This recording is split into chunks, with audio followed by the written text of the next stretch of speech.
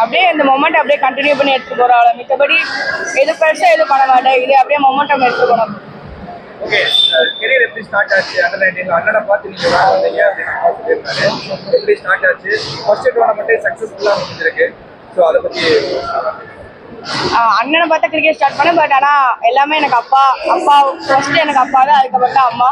2 பேருமே எனக்கு ஃபர்ஸ்ட் ஸ்டார்டிங்லேருந்து ரொம்ப ஹெல்ப்ஃபுல். எனக்கு எல்லாமே எனக்கு சப்போர்ட்டு 2 பேர் மட்டும்தான். அவங்க 2 பேர் இல்லாட்டி நான் இவ்வளோ தூரம் வந்திருக்கே மாட்டேன். என்னோட ஃபேமிலி தான் எனக்கு ஃபுல் சப்போர்ட்டு. அதுக்கப்புறம் தான் என்னோட கோச்சர்ஸ் எல்லாமே வரும். இந்த குறுகிய காலத்தில் இந்தியன் டீம் ஃபியூச்சரில் இந்தியன் டீம் இடம்பெற்றது வாழ்த்துக்கிறேன். இதுக்குள்ள கஷ்டங்கள்லாம் என்ன, எந்த மாதிரி எஃபெக்ட்லாம் போடுறீங்க? அது நிறைய ஹார்ட் ஒர்க். அதுக்கு ரொம்ப கஷ்டப்படணும்.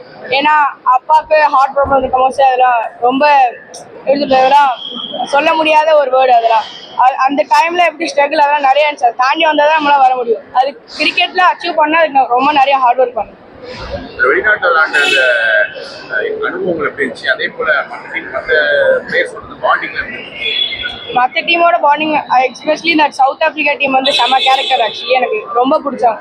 கேப்டன்ற பொண்ணு என்கிட்ட ரொம்ப ரொம்ப ஃப்ரெண்டு அந்த கேப்டன் எனக்கு. ஸோ அந்த டீமை வந்து எப்படி சொல்றதுன்னா, அந்த சைடு டீமே வந்து எனக்கு ரொம்ப பிடிக்கும். அந்த சைடு நம்ம இந்தியா விட்டுட்டு அந்த சைடு போனாலே ரொம்ப பிடிக்கும். எல்லாரும் நல்லா பழகுவாங்க எல்லாரும். செமிஃபைனல்ஸ்ல வந்து உங்களோட இன்னிங்ஸ் வந்து நல்லா இருந்துச்சு. ஸோ அதுக்கு முன்னாடி இருந்த ப்ரெஷரும் சரி, அந்த மேட்சை கம்ப்ளீட் பண்ணி முடிக்கிறப்போ இருந்த ஹாப்பினஸ் பற்றி கம்பேர் பண்ணி பார்க்குறப்ப அந்த எக்ஸ்பீரியன்ஸ் அதுக்கு முன்னாடி நிறைய ப்ரெஷர் இருக்கு. ஏன்னா செமிஃபைனல்ஸ்குள்ளே போகும்போது நிறைய ப்ரெஷர் இருக்கும்.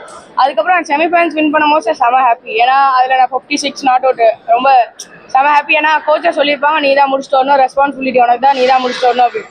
ஏன்னா த்ரிஷான்னு அவங்க அவுட் ஆயிருப்பாங்க. ஏன்னா நீ தான் ரெஸ்பான்சிபிளாக முடிச்சுட்டு வந்தது சார். அதை முடிச்சும் போது செம ஹாப்பி. என்னால் சொல்ல முடியாது அந்த வார்த்தையை. செம ஹாப்பியாக இருந்தது செமிஃபைனல்ஸ் முடிச்சு கொடுத்தோம். இந்த ஆப்பர்ச்சுனிட்டி எப்படி பார்க்குறீங்க? ஏன்னா விமென்ஸ் கிரிக்கெட்டில் பெரிய அளவில் டெவலப்மெண்ட் அப்படிங்கிறது இப்போ தான் தொடங்கியிருக்கு. அவ்வளோ சீக்கிரமாக யாருக்கும் வாய்ப்பு கிடைச்ச இந்த அளவுக்கு வந்திருக்க மாட்டாங்க. தமிழ்நாட்டிலேருந்து ஒரு பிளேயருக்கு கிடைக்கிறதே பெரிய டாஸ்காக பார்க்குறாங்க. தமிழ் இன்னைக்கு இந்த வாய்ப்பு கிடைச்சி அண்டர் 19 வேர்ல்டு கப்பும் போய் வின்னும் பண்ணியிருக்கீங்க. அதான் நான் சொல்கிறேன், செம ஹாப்பி அது. ஏன்னா டிஎன்சிக்கு ரொம்ப தேங்க்ஸ். ஹெல்ப் பண்ண டிஎன்சிக்கு ரொம்ப ரொம்ப தேங்க்ஸ்.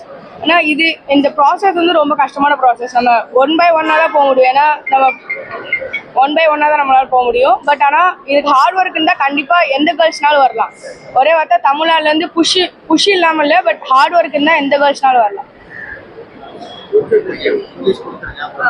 ஒரே ஒரு பிக்சர் மட்டும் இங்கே ஒரு எடுத்து ஒன்லி 1 ஃபோட்டோ.